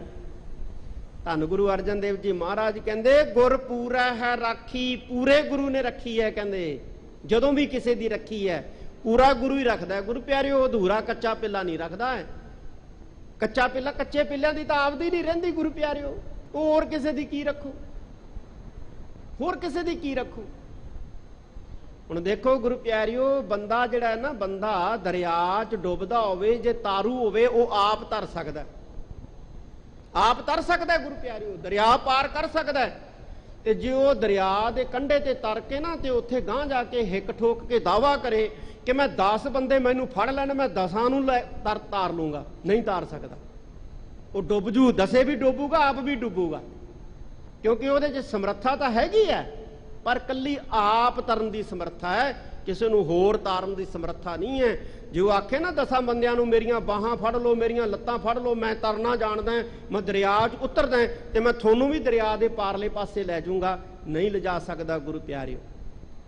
ਛੋਟਾ ਜਿਹਾ ਡੰਡਾ ਦਰਿਆ 'ਚ ਛੱਡ ਦਈਏ ਨਾ, ਉਹ ਤਰਿਆ ਜਾਂਦਾ ਹੁੰਦਾ, ਪਰ ਜੇ ਡੰਡਾ ਆਖੇ ਨਾ ਵੀ ਕਿਸੇ ਨੇ ਬਚਣਾ ਹੈ ਤੇ ਮੈਨੂੰ ਫੜ ਲਓ ਤੇ ਮੈਂ ਕਹਿੰਦੇ ਬਚਾ ਲੂੰਗਾ, ਡੰਡਾ ਗੁਰੂ ਪਿਆਰਿਓ ਕਿਸੇ ਨੂੰ ਨਹੀਂ ਬਚਾ ਸਕਦਾ, ਕਿਉਂਕਿ ਉਸ ਡੰਡੇ ਦੇ ਵਿੱਚ ਆਪ ਤਰਨ ਦੀ ਤਾਕਤ ਤਾਂ ਹੈਗੀ ਹੈ, ਪਰ ਕਿਸੇ ਨੂੰ ਤਾਰਨ ਦੀ ਸਮਰੱਥਾ ਜਿਹੜੀ ਹੈ ਉਹ ਡੰਡੇ 'ਚ ਨਹੀਂ ਹੈ। ਇਸ ਕਰਕੇ ਗੁਰੂ ਪਿਆਰਿਓ, ਆ ਦੁਨੀਆ ਦੇ ਵਿੱਚ ਜਿਹੜੇ ਤੁਰੇ ਫਿਰਦੇ ਆ ਨਾ, ਇਹਨਾਂ 'ਚ ਸਮਰੱਥਾ ਤਾਂ ਹੋਏਗੀ, ਮੰਨ ਲੈਂਦੇ ਆ, ਪਰ ਸੀਮਤ ਸਮਰੱਥਾ ਹੈ। ਜੇ ਗੁਰੂ ਪਿਆਰਿਓ ਪੂਰਾਂ ਦੇ ਪੂਰ ਪਾਰ ਲੰਘਾ ਸਕਦਾ ਹੈ ਤੇ ਉਹ ਗੁਰੂ ਨਾਨਕ ਸਾਹਿਬ ਦਾ ਜਹਾਜ਼ ਲੰਘਾ ਸਕਦਾ ਹੈ, ਹੋਰ ਨਹੀਂ ਕੋਈ ਲੰਘਾ ਸਕਦਾ ਗੁਰੂ ਨਾਨਕ ਸਾਹਿਬ ਦਾ ਜਹਾਜ਼। ਪੁਰਾਣੇ ਬਜ਼ੁਰਗ ਪੜ੍ਹਦੇ ਹੁੰਦੇ ਸੀ ਨਾ, ਨਾਨਕ ਨਾਮ ਜਹਾਜ਼ ਹੈ, ਚੜ੍ਹੈ ਸੋ ਉਤਰੈ ਪਾਰ। ਤਾਂ ਇੱਥੇ ਧੰਨ ਗੁਰੂ ਅਰਜਨ ਦੇਵ ਜੀ ਮਹਾਰਾਜ ਕਹਿੰਦੇ ਨੇ, ਕਹਿੰਦੇ ਗੁਰ ਪੂਰਾ ਹੈ ਰਾਖੀ, ਪੂਰੇ ਗੁਰੂ ਨੇ ਰੱਖ ਲਈ ਹੈ। ਸ਼ਰਨ ਸੱਚੇ ਕੀ ਤਾਕੀ, ਸ਼ਰਨ ਸੱਚੇ ਕੀ ਤਾਕੀ। ਇਹ ਸ਼ਬਦ ਗੁਰੂ ਪਿਆਰਿਓ ਤਾਕੀ, ਇਹਨੂੰ ਜੇ ਅਲੱਗ-ਅਲੱਗ ਪੜਾਂਗੇ ਨਾ ਗੁਰੂ ਪਿਆਰਿਓ, ਫਿਰ ਅਰਥ ਗਲਤ ਹੋ ਜਾਣਗੇ। ਜੇ ਆਪਾਂ ਪੜਾਂਗੇ ਨਾ ਤਾ ਕੀ, ਫਿਰ ਹੋ ਜਾਊਗਾ ਤਿਸ ਦੀ, ਪਰ ਇਹ ਹੈ ਤਾਕੀ। ਤਾਕੀ ਦਾ ਮਤਲਬ ਹੁੰਦਾ ਗੁਰੂ ਪਿਆਰਿਓ ਤੱਕੀ। ਇੱਕ ਤਾਕੀ ਅਸੀਂ ਗੁਰੂ ਪਿਆਰਿਓ ਬਾਰੀ ਨੂੰ ਵੀ ਕਹਿ ਦਿੰਦੇ ਹਾਂ, ਵਿੰਡੋ ਨੂੰ ਵੀ ਕਹਿ ਦਿੰਦੇ ਹਾਂ ਤਾਕੀ। ਖਾਸ ਤੌਰ ਤੇ ਮਾਲਵੇ ਦੇ ਵਿੱਚ ਸ਼ਬਦ ਤਾਕੀ ਇਸਤੇਮਾਲ ਕੀਤਾ ਜਾਂਦਾ ਹੈ ਵਿੰਡੋ ਵਾਸਤੇ, ਬਾਰੀ ਵਾਸਤੇ, ਤਾਕੀ ਖੋਲ ਦਿਓ। ਪਰ ਇੱਥੇ ਤਾਕੀ ਦਾ ਅਰਥ ਹੈ ਤੱਕੀ। ਜਿਵੇਂ ਅਸੀਂ ਕਹਿੰਦੇ ਮੈਂ ਤਾਂ ਭਾਈ ਤੇਰਾ ਹੀ ਆਸਰਾ ਤੱਕਿਆ, ਮੈਂ ਤਾਂ ਤੇਰੀ ਓਟ ਤੱਕੀ ਹੈ, ਇਹ ਉਹ ਸ਼ਬਦ ਹੈ ਗੁਰੂ ਪਿਆਰਿਓ ਤਾਕੀ। ਤਾਕੀ ਦਾ ਮਤਲਬ ਤੱਕੀ ਹੈ। ਧੰਨ ਗੁਰੂ ਅਰਜਨ ਦੇਵ ਜੀ ਮਹਾਰਾਜ ਕਹਿੰਦੇ ਸ਼ਰਨ ਸੱਚੇ ਕੀ ਤਾਕੀ, ਅਸੀਂ ਸੱਚੇ ਅਕਾਲ ਪੁਰਖ ਦੀ ਸ਼ਰਨ ਤੱਕੀ ਹੈ, ਸੱਚੇ ਅਕਾਲ ਪੁਰਖ ਦੀ ਸ਼ਰਨ। ਤੇ ਜਿਹੜੇ ਸੱਚੇ ਅਕਾਲ ਪੁਰਖ ਦੀ ਸ਼ਰਨ ਤੱਕਦੇ ਆ ਨਾ ਗੁਰੂ ਪਿਆਰਿਓ, ਉਹਨਾਂ ਨੂੰ ਫਿਰ ਡੁੱਬਣਾ ਨਹੀਂ ਪੈਂਦਾ ਹੈ, ਉਹ ਨਿਸ਼ਚੈ ਤਰਦੇ ਹੀ ਤਰਦੇ ਨੇ ਗੁਰੂ ਪਿਆਰਿਓ। ਡੁੱਬਦੇ ਉਹ ਨੇ ਜਿਹੜੇ ਸ਼ਰਨ ਤਾਂ ਤੱਕਦੇ ਐ, ਪਰ ਕੱਚਿਆਂ ਦੀ ਤੱਕ ਲੈਂਦੇ ਐ, ਪਿੱਲਿਆਂ ਦੀ ਤੱਕ ਲੈਂਦੇ, ਕੱਚਿਆਂ ਪਿੱਲਿਆਂ ਦੀ ਤੱਕ ਲੈਂਦੇ, ਕੱਚਿਆਂ ਪਿੱਲਿਆਂ ਦੀ। ਅਸੀਂ ਕਿੱਸਾ ਪੜ੍ਹਦੇ ਆ ਨਾ ਗੁਰੂ ਪਿਆਰਿਓ, ਕਹਿੰਦੇ ਘੜੇ ਦੇ ਉੱਤੇ ਉਹ ਲੜਕੀ ਜਿਹੜੀ ਸੀ ਸੋਹਣੀ, ਕਹਿੰਦੇ ਉਹ ਜਦੋਂ ਦਰਿਆ ਪਾਰ ਕਰਨ ਲੱਗੀ ਤੇ ਡੁੱਬ ਗਈ। ਕਿਉਂ? ਕਿਉਂਕਿ ਜਿਹੜੇ ਘੜੇ ਦੇ ਆਸਰੇ ਉਹ ਦਰਿਆ ਪਾਰ ਕਰਨ ਲੱਗੀ ਸੀ, ਉਹ ਘੜਾ ਕੱਚਾ ਸੀ। ਕੱਚਾ ਘੜਾ ਜਿਵੇਂ ਦਰਿਆ ਨਹੀਂ ਨਾ ਪਾਰ ਕਰਾ ਸਕਦਾ, ਐਵੇਂ ਕੱਚਾ ਗੁਰੂ ਜਗਤ ਪਾਰ ਨਹੀਂ ਕਰਾ ਸਕਦਾ। ਇਹ ਚੇਤੇ ਰੱਖਣਾ ਹੈ ਗੁਰੂ ਪਿਆਰਿਓ। ਜਿਵੇਂ ਕੱਚਾ ਘੜਾ ਜਗਤ ਦਰਿਆ ਨਹੀਂ ਨਾ ਪਾਰ ਕਰਾ ਸਕਿਆ ਜਾਂ ਸਕਦਾ ਹੈ, ਉਵੇਂ ਕੱਚਾ ਗੁਰੂ ਕਦੇ ਸੰਸਾਰ ਪਾਰ ਨਹੀਂ ਕਰਾ ਸਕਦਾ। ਵਿਚਾਲੇ ਤਾਂ ਲੈ ਜਾਊਗਾ, ਵਿਚਾਲੇ ਤਾਂ ਲੈ ਜਾਊ ਗੁਰੂ ਪਿਆਰਿਓ, ਪਰ ਡੋਬ ਦੂਗਾ ਵਿਚਾਲੇ ਲਿਜਾ ਕੇ, ਪਾਰ ਨਹੀਂ ਲੰਘਾ ਸਕਦਾ। ਕੱਚੇ 'ਚ ਇੰਨੀ ਕੁ ਸਮਰੱਥਾ ਤਾਂ ਹੈਗੀ ਹੈ ਵੀ ਜਿਹੜਾ ਕੱਚੇ ਦਾ ਆਸਰਾ ਲੈ ਲੂ, ਦਰਿਆ ਦੇ ਵਿਚਾਲੇ ਜੇ ਲੈ ਜੂ, ਔਰ ਉਦੋਂ ਬਾਅਦ ਜਾ ਕੇ ਦਰਿਆ ਦੀਆਂ ਛੱਲਾਂ ਜਿਹੜੀਆਂ ਨੇ ਇੰਨੀਆਂ ਵੱਡੀਆਂ ਹੋ ਜਾਂਦੀਆਂ, ਉਹ ਆਪ ਹੀ ਖਰ ਜਾਂਦਾ, ਤੇ ਜਿਹੜਾ ਆਸਰਾ ਤੱਕਿਆ ਹੁੰਦਾ ਜਿਹਨੇ, ਉਹਨੇ ਤਾਂ ਡੁੱਬਣਾ ਹੀ ਡੁੱਬਣਾ ਹੁੰਦਾ। ਇਸ ਕਰਕੇ ਗੁਰੂ ਪਿਆਰਿਓ, ਕੱਚਿਆਂ ਦਾ ਆਸਰਾ ਤੱਕਣਾ ਜਿਹੜਾ ਹੈ ਉਹ ਬੰਦ ਕਰਕੇ ਸਾਨੂੰ ਸਮਰੱਥ ਗੁਰੂ ਦਾ ਆਸਰਾ ਤੱਕਣਾ ਚਾਹੀਦਾ ਹੈ। ਧੰਨ ਗੁਰੂ ਅਰਜਨ ਦੇਵ ਜੀ ਮਹਾਰਾਜ ਕਹਿੰਦੇ, ਸ਼ਰਨ ਸੱਚੇ ਕੀ ਤਾਕੀ। ਅਸੀਂ ਭਾਈ ਸੱਚੇ ਅਕਾਲ ਪੁਰਖ ਦੀ ਸ਼ਰਨ ਤੱਕੀ ਹੈ। ਪਰਮੇਸ਼ਰ ਆਪ ਹੁਆ ਰਖਵਾਲਾ। ਉਹੀ ਰਹਾਉ ਦੀ ਪੰਕਤੀ ਜੀ ਦੀ ਵਿਚਾਰ ਸੁਣੀ ਹੈ। ਪਰਮੇਸ਼ਰ ਆਪ ਹੁਆ ਰਖਵਾਲਾ, ਜਿਹਦਾ ਉਹ ਮਾਲਕ ਵਾਹਿਗੁਰੂ ਆਪ ਰਖਵਾਲਾ ਹੁੰਦਾ ਹੈ। ਸਾਤ ਸਹਿਜ ਸੁਖ ਖਿਨ ਮਹਿ ਉਪਜੇ, ਮਨ ਹੋਆ ਸਦਾ ਸੁਖਾਲਾ। ਸ਼ਾਂਤ ਸਹਿਜ ਸੁਖ ਖਿਨ ਮਹਿ ਉਪਜੇ, ਉਹਦੇ ਅੰਦਰ ਇੱਕ ਖਿਨ ਦੇ ਵਿੱਚ ਸ਼ਾਂਤੀ, ਸਹਿਜ ਤੇ ਸੁਖ ਪੈਦਾ ਹੋ ਜਾਂਦਾ ਹੈ। ਮਨ ਹੋਆ ਸਦਾ ਸੁਖਾਲਾ, ਮਨ ਸਦਾ ਹੀ ਸੁਖਾਲਾ ਹੋ ਜਾਂਦਾ ਹੈ, ਸੌਖਾ ਹੋ ਜਾਂਦਾ ਹੈ। ਰਹਾਉ ਹਰ ਹਰ ਨਾਮ ਦਿਓ ਦਾਰੂ। ਅੱਛਾ, ਇੱਕ ਮਨ 'ਚ ਸਵਾਲ ਪੈਦਾ ਹੁੰਦਾ ਉਹ ਵੀ ਜਦੋਂ ਗੁਰੂ ਦੇ ਅੱਗੇ ਅਰਦਾਸ ਕਰਦੇ ਆ ਕਿ ਸੱਚੇ ਪਾਤਸ਼ਾਹ ਤੂੰ ਤਿੰਨੇ ਤਾਪਾਂ ਨੂੰ ਦੂਰ ਕਰਨ ਵਾਲਾ ਹੈ ਤੇ ਸਾਡੇ ਤਾਪ ਦੂਰ ਕਰ, ਫਿਰ ਗੁਰੂ ਕੋਈ ਦਵਾਈ ਦਿੰਦਾ? ਦਵਾਈ ਦਿੰਦਾ? ਕੋਈ ਬੂਟੀ ਦਿੰਦਾ? ਦਿੰਦਾ ਹੈ ਗੁਰੂ। ਕਾਦੀ ਦਵਾਈ ਦਿੰਦਾ? ਕਹਿੰਦੇ ਹਰ ਹਰ ਨਾਮ ਦਿਓ ਦਾਰੂ। ਨਾਮ ਦੀ ਦਾਰੂ ਦਿੰਦਾ, ਨਾਮ ਦੀ ਦਾਰੂ। ਦਾਰੂ ਦਾ ਅਰਥ ਹੁੰਦਾ ਗੁਰੂ ਪਿਆਰਿਓ ਦਵਾਈ।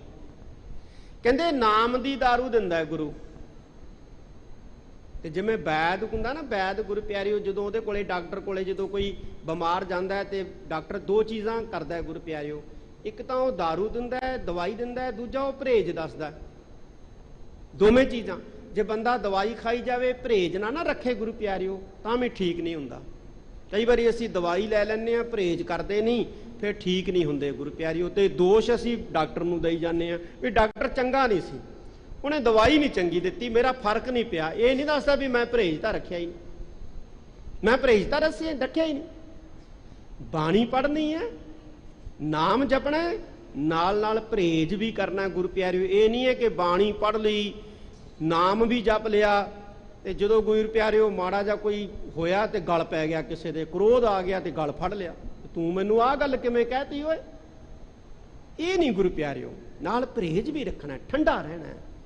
ਧੰਨ ਗੁਰੂ ਅਰਜਨ ਦੇਵ ਜੀ ਮਹਾਰਾਜ ਕਹਿੰਦੇ ਗੁਰੂ ਨਾਮ ਦੀ ਦਵਾਈ ਦਿੰਦਾ ਹੈ, ਨਾਮ ਦੀ ਦਵਾਈ।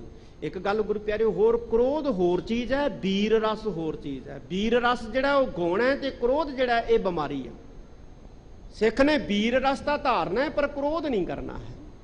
ਧੰਨ ਗੁਰੂ ਅਰਜਨ ਦੇਵ ਜੀ ਮਹਾਰਾਜ ਕਹਿੰਦੇ ਗੁਰੂ ਜਿਹੜਾ ਹੈ ਉਹਨੇ ਨਾਮ ਦੀ ਦਾਰੂ ਦੇ ਦਿੱਤੀ ਹੈ। ਤਿਨ ਸਗਲਾ ਰੋਗ ਬਿਦਾਰੂ। ਤੇ ਨਾਮ ਦੀ ਉਸ ਦਵਾਈ ਨੇ ਕਹਿੰਦੇ ਤਿੰਨ ਸਗਲਾ ਰੋਗ ਬਿਦਾਰੂ, ਕਹਿੰਦੇ ਉਹਨੇ ਸਾਰਾ ਹੀ ਰੋਗ ਬਿਦਾਰ ਦਿੱਤਾ ਹੈ, ਸਾਰਾ ਹੀ ਰੋਗ ਠੀਕ ਕਰ ਦਿੱਤਾ ਹੈ। ਆਪਣੀ ਕਿਰਪਾ ਧਾਰੀ। ਆਪਣੀ ਕਿਰਪਾ ਧਾਰੀ, ਗੁਰੂ ਨੇ, ਵਾਹਿਗੁਰੂ ਨੇ ਆਪਣੀ ਕਿਰਪਾ ਕਰਤੀ, ਆਪਣੀ ਕਿਰਪਾ ਧਾਰ ਲਈ, ਆਪਣੀ ਬਖਸ਼ਿਸ਼ ਕਰ ਦਿੱਤੇ। ਤਿਨ ਸਗਲੀ ਬਾਤ ਸਵਾਰੀ। ਤਿੰਨ ਸਗਲੀ ਬਾਤ ਸਵਾਰੀ, ਗੁਰੂ ਨੇ ਆਪਦੀ ਸਾਰੀ ਗੱਲ ਸਵਾਰ ਲਈ। ਭਾਵ ਜਿਹੜੀ ਗੱਲ ਗੁਰੂ ਕਹਿੰਦਾ ਉਹ ਪੂਰੀ ਕਰਕੇ ਦਿਖਾਤੀ।